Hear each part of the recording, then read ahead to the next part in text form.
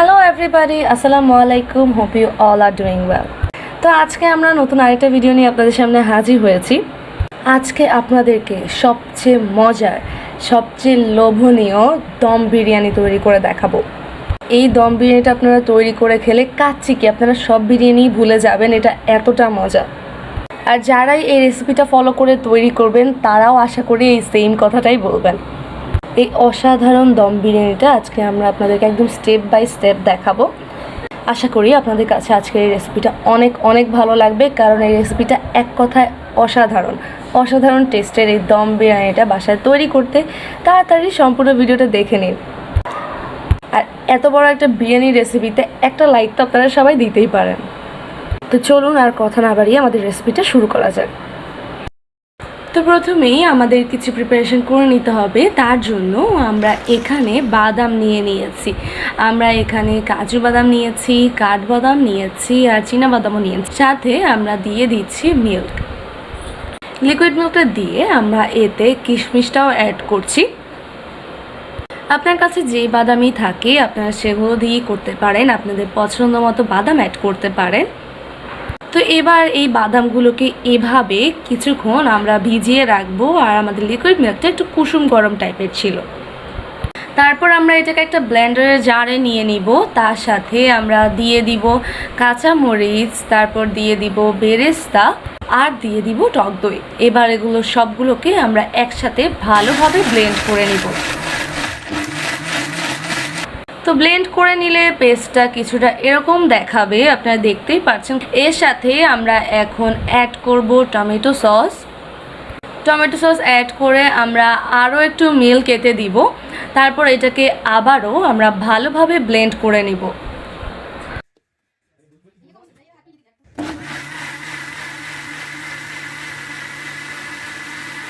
তো এই মিক্সচারটা আমরা তৈরি করে ব্লেন্ড করে এক সাইডে রেখে দিব। আর তার সাথে আমরা অন্য প্রিপারেশনগুলো শুরু করব। আর এদিকে আমরা এখানে নিয়েছি আলুটাকে আমরা এরকম বড় বড় করে কেটে নিয়েছি।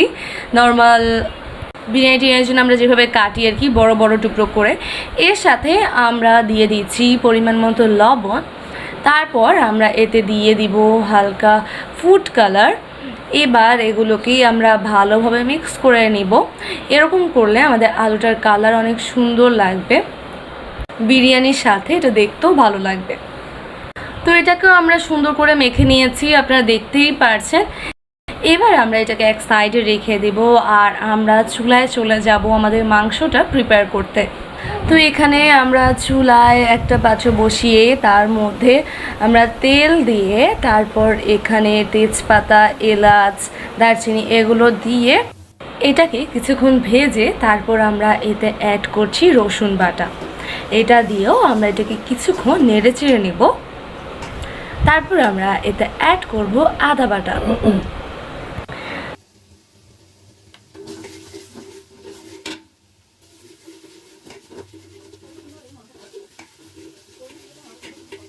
দিয়ে দিচ্ছি ধনে গুঁড়া। আমরা এখন যেই গুঁড়া মশলাগুলো আছে সেগুলো অ্যাড করছি আর কি। দিয়ে দিব পরিমাণ মতো লবণ, একটু নেড়ে চেড়ে তারপর আমরা এতে অ্যাড করব মরিচ গুঁড়া। এটাকেও আমরা ভালোভাবে নেড়ে চেড়ে মিক্স করে নেব। দিয়ে দিচ্ছি দারচিনি। এবার এই মশলাগুলোকে একটু নেড়ে চেড়ে একটু কষিয়ে নিব আমরা। কিছুক্ষণ মশলাকে নেড়ে চেড়ে কষিয়ে তারপর আমরা এতে আমাদের মাংসটা দিয়ে দিব। মাংসটা দিয়ে এটাকে ভালোভাবে নেড়ে চেড়ে আমাদের এটাকে মশলার সাথে বেশ কিছুক্ষণ ভালো করে কষিয়ে নিতে হবে।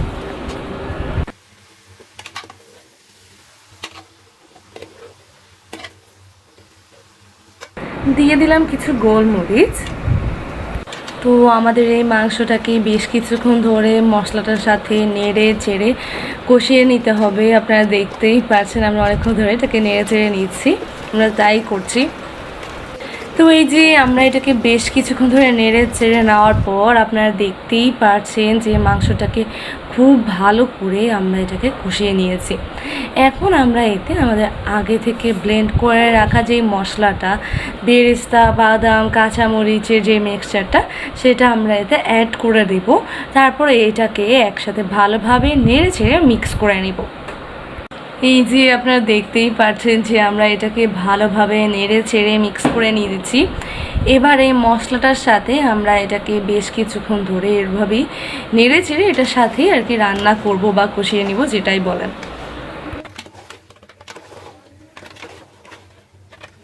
ভালোভাবে নেড়ে চেড়ে মিক্স করে আমরা এটাকে ঢাকনা দিয়ে রেখে দেব কিছুক্ষণের জন্য। ঢাকনাটা উঠিয়ে এটাকে আমাদের আবার ভালোভাবে নেড়ে ছেড়ে দিতে হবে, না হলে এটা নিচে লেগে যেতে পারে।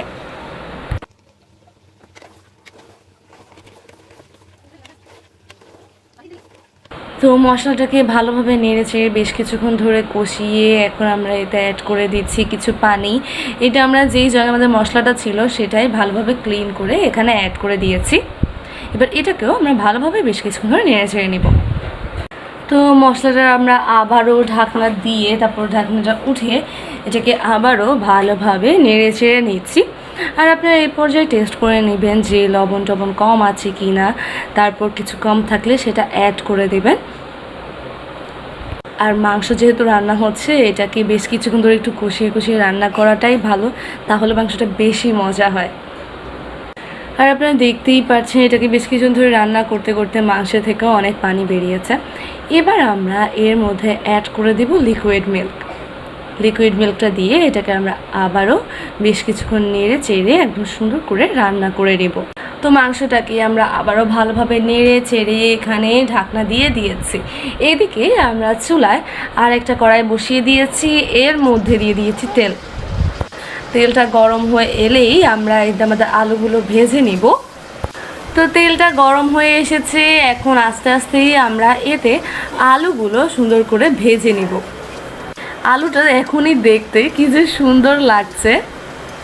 তো এই যে আমরা আলুটাকে বেশ কিছুক্ষণ ধরে নিয়েছি, উল্টে পাল্টে ভেজে নিয়েছি। এগুলো একদম সিদ্ধ হয়ে যাওয়া পর্যন্ত আমরা এগুলোকে সুন্দর করে ভেজে নিব। আমাদের প্রথম ব্যাচ এগুলো ভাজা হয়ে গিয়েছে, আমরা এগুলো উঠিয়ে বাকিগুলো সেমভাবে ভেজে নেব। আলুটাকে ভেজে এখান থেকে উঠিয়ে আমরা এটা ডিরেক্ট আমাদের মাংসের মধ্যে দিয়ে দিব। আর আমাদের মাংসটাও সুন্দর মতো রান্না হয়ে গিয়েছে, একদম কি বলবো, একদম রেজালার মতো হয়েছে। আপনারা এটা এভাবেই খেয়ে ফেলতে পারবেন যদি আপনারা শুধু মাংস রান্না করেন। আপনারা এই রেসিপি ফলো করে রান্না করতে পারবেন, খুবই মজা হবে, একদম শুধু আঙ্গুল চাটতে রয়ে যাবেন। তো এবার এই মাংসটার সাথে আমরা আলুটাকে একদম মিক্স করে নিব আর কি, একদম উল্টে পাল্টে। ভাই এভাবে মাংস রান্না করলে আর বিরিয়ানি রান্না করা লাগে না, এভাবেই মাংসটা খাওয়া যায়। তো আমাদের মাংসটা রান্না হয়ে গিয়েছে, এবার এটাকে আমরা ঢাকনা দিয়ে রেখে দিব। আমরা এবার বিরিয়ানির জন্য মেইন প্রসেসটা শুরু করব। তো এদিকে আমরা চালটা ধুয়ে একটা স্ট্রেনারের মধ্যে রেখে দিয়েছি, এটার পানি ঝরবে। আপনারা আপনাদের মাংস অনুযায়ী বা যতটুকু বিরিয়ানি তৈরি করবেন সেই অনুযায়ী চালটা নিয়ে নেবেন। তারপর আমরা চুলায় একটা বড় প্যান বসিয়ে দিয়েছি। তো প্যানের মধ্যে তেল দিয়ে তারপর আমরা এতে ফার্স্টেই দিয়ে দিব তেজপাতা, তারপর আমরা দিয়ে দিব অনেকগুলো পেঁয়াজ কুচি। তো পেঁয়াজটাকে এখন আমরা সুন্দর করে কিছুক্ষণ একটু এভাবে ভেজে নিব।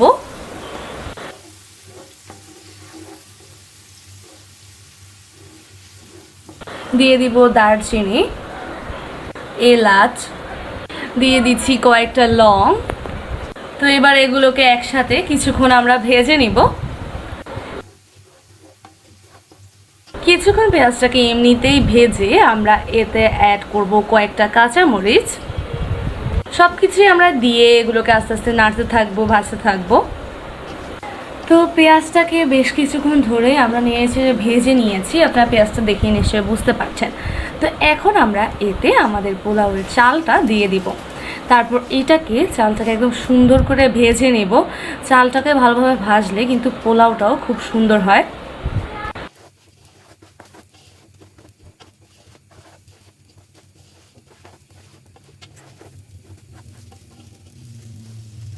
তো চালটা ভাজার মাঝখানেই কিছুক্ষণ এটাকে ভেজে আমরা এতে অ্যাড করে দিব শাহি জিরা।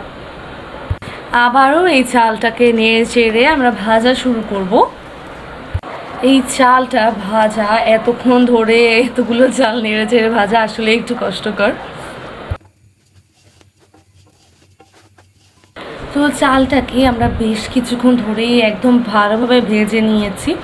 তো এখন আমরা এতে আমাদের পানিটা অ্যাড করব। আর এই পানিটা আপনারা আগে থেকে আরেকটা চুলার মধ্যে গরম বসিয়ে রাখবেন, কারণ আমাদের একদম টাটকা গরম পানি এটার মধ্যে অ্যাড করতে হবে, ঠান্ডা পানি কোনোভাবেই অ্যাড করা যাবে না। তো আমরা আরেক চুলা অনেকক্ষণ ধরে এই পানিটা গরম করে তারপর এখানে অ্যাড করেছি। আর পানিটাও আপনারা আপনাদের চাল অনুযায়ী বুঝে অ্যাড করবেন।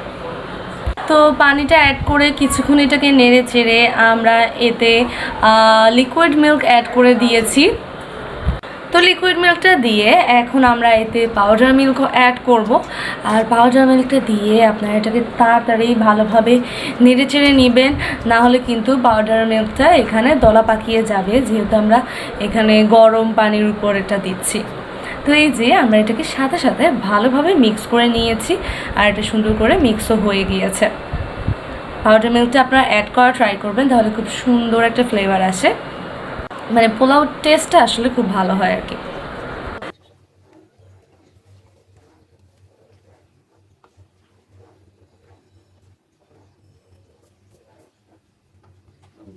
তারপর আমরা এতে দিয়ে দিয়েছি পরিমাণ মতো লবণ। লবণটা দিয়ে আপনারা এটাকে নেড়ে চেড়ে আবার চেক করে লবণ লাগলে আরও অ্যাড করে নিতে পারেন, কোনো সমস্যা নেই। তো এখন হচ্ছে আমাদের চালটাকে আমাদের সুন্দর করে সিদ্ধ করে নিতে হবে, পোলাওটা ঠিকভাবে সেদ্ধ করে নিতে হবে। তার জন্য আমরা এখানে ঢাকনা দিয়ে দিব।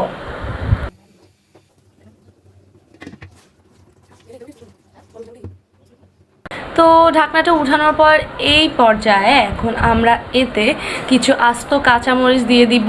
এই টাইমে কাঁচামরিচগুলো দিলে খুব সুন্দর একটা ফ্লেভার আসে, তো এই টাইমে কাঁচামরিচটা অ্যাড করবেন। তারপর আমরা এটাকে আবারও ভালোভাবে নেড়ে চেড়ে মিক্স করে নিব। নেড়ে চেড়ে এটাকে আবারও ঢাকনা দিয়ে রেখে দেব। তো আমরা ঢাকনা উঠিয়ে পোলাওটাকে আরও একবার একটু নেড়ে চেড়ে দিলাম, তারপর আবারও ঢাকনাটা দিয়ে দিব। আর এখানে আমরা একটা বাটির মধ্যে নিয়ে নিয়েছি ফুড কালার, তার সাথে আমরা মিল্ক ভালোভাবে মিক্স করে নিব। এটা আমরা আমাদের বিরিয়ানিতে ব্যবহার করব। তো কিছুক্ষণ পর ঢাকনাটা উঠিয়ে আপনারা দেখতেই পাচ্ছেন পোলাওটা কী অবস্থা। তো এখন আমরা এতে অ্যাড করছি কনডেন্স মিল্ক। তো কয়েক চামচ কনডেন্স মিল্ক আমরা এতে অ্যাড করেছি। তারপর আমরা যে মিল্ক আর ফুড কালারের মিক্সচারটা আছে সেটা মাঝখানে গর্ত করে করে দিয়ে দিব, যাতে বিরিয়ানিটা খুব সুন্দর কালারের হয়, মাঝে মাঝে একটু ইয়েলো কালারের হয়। তো কালারটা দিয়ে তারপর আমরা এতে অ্যাড করব কেওড়া জল। আমরা এটাকে ঢাকনা দিয়ে রেখে দেব। তারপর কিছুক্ষণ পর যখন আমাদের পোলাওটা প্রায় হয়ে যাবে, তখন আমরা ঢাকনাটা উঠিয়ে এটাকে একটু নেড়ে চেড়ে দিব আর কি।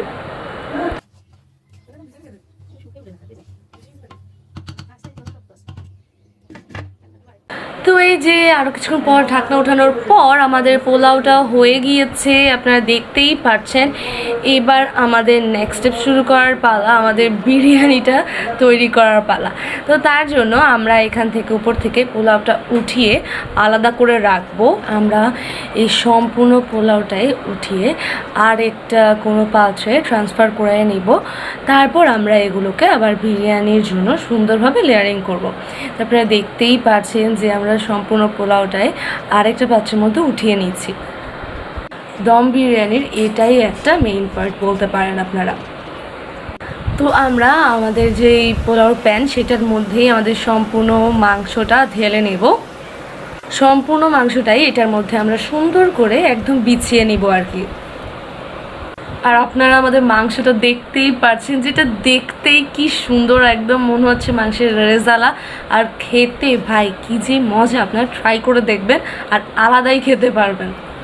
এটা এতটা মজা, কোনো বিরিয়ানির দরকার নেই। তো মাংসটা সুন্দরভাবে দেওয়া হয়ে গিয়েছে। এবার আমরা এর উপর আমাদের পোলাওটা সুন্দর করে দিয়ে দিব।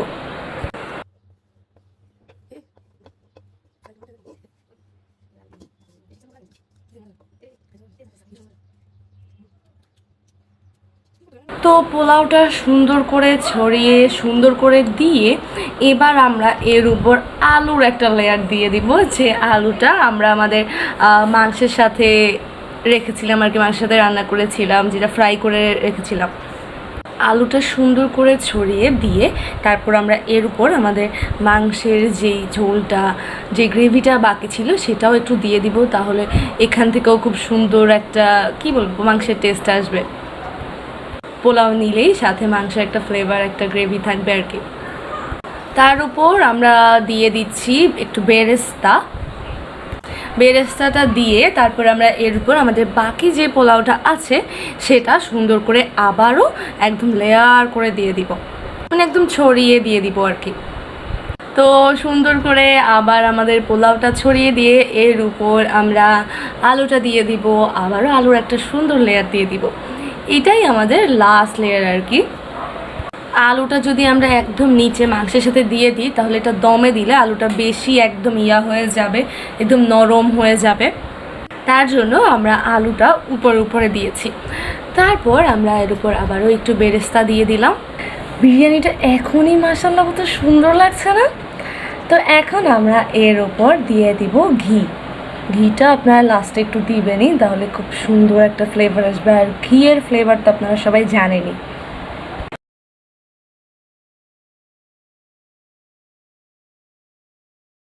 এবার আমরা দিয়ে দিব কেওড়া জলটা আমরা ফাঁকে ফাঁকে একটু একটু করে দিয়ে দিব। তো আমাদের সব কিছুই বলতে গেলে দেওয়া হয়ে গিয়েছে। এবার আমরা এটাকে এভাবে ঢাকনা দিয়ে আমরা এটাকে দমে দেওয়ার জন্য আমরা নিচে একটা তাওয়া দেব, যাতে আমাদের যে মাংস আছে এগুলো লেগে না যায় বা পুড়ে না যায়। তারপর আমরা এটাকে মোটামুটি হাই হিটে 20 মিনিটের জন্য দমে দিয়ে দিব। তো বিরিয়ানি দমে দেওয়ার পর আম্মু এখানে কাবাবগুলো দেখতে আসছে। এগুলো আম্মু আগেই তৈরি করে এরকম প্লেটের মধ্যে বিছিয়ে তারপর ডিপে রেখে দিয়েছিল, ডিপ ফ্রিজে। তারপর এখন আম্মু এগুলো একটা বক্সের ভিতর নিয়ে নিচ্ছে, মানে এগুলো ফ্রোজেন করে রাখবে। আর আমাদের যেগুলো এখন লাগবে সেগুলো পরে ফ্রাই করবে আর কি, সেগুলো আর ফ্রোজেন করবে না। এত বিরিয়ানি আর সাথে কাবাব না হলে কেমন লাগে বলেন? তো এই জন্য কাবাবটাও এখানে তৈরি করে নিয়েছে আর কি। তো এই যে আমাদের মেইন আকর্ষণ, আমাদের 20 মিনিট পরে আমরা এখানে চলে এসেছি আমাদের বিরিয়ানিটা চেক করতে। তো দম বিরিয়ানিটা একদম পারফেক্টলি হয়ে গিয়েছে, যেটা আমরা অলরেডি এটার স্মেলে এটাকে ধরে বুঝে গিয়েছি। তো এখন আমরা ভিতর থেকে আস্তে আস্তে এটাকে উঠিয়ে মাংসের সাথে এটাকে সার্ভ করব। এসব বিরিয়ানি, দম বিরিয়ানি, তারপর কাচ্চি বিরিয়ানি, এগুলো আপনারা উপর থেকে নিচে মিক্স করে তারপর সার্ভ করতে হয়। তো আমাদের বিরিয়ানিটা সুন্দর মতো হয়ে গিয়েছে মাশাআল্লাহ। দেখতে এতটা সুন্দর হয়েছে, এত অ্যাট্রাকটিভ লাগছে দেখতে, দেখেই বোঝা যাচ্ছে যে এটা কতটা টেস্টি হয়েছে। তো আমি এখন আপনাদেরকে একটু সার্ভ করে দেখাচ্ছি যেটা আসলে কেমন হয়েছে, এটার মাংসটা কেমন হয়েছে। এটা আসলে বলার কিছুই নেই, আপনারা দেখেই নিশ্চয়ই বুঝে যাচ্ছেন যে এটা কতটা পারফেক্ট হয়েছে। আর এটার মাংসটা এত জুসি, আর আলুটা তো কি বলবো, আলুটা দেখলেই এখন আমার আলুটাই খেতে ইচ্ছে করছে। তো এটা এইভাবে বলে আর বোঝানো যাবে না, আপনারা তৈরি করতে হবে, না হলে আপনারাও বুঝবেন না। তো এই রেসিপিটা দেখে তাড়াতাড়ি করে এটা বাসায় বানিয়ে ফেলুন। আশা করি আপনাদের সবার কাছে এটা অনেক ভালো লাগবে। তো আশা করি আমার আজকের এই ভিডিওটা আপনার কাছে ভালো লেগেছে। ভালো লাগলে অবশ্যই লাইক, কমেন্ট, শেয়ার করবেন, আমার চ্যানেলটাকে সাবস্ক্রাইব করবেন।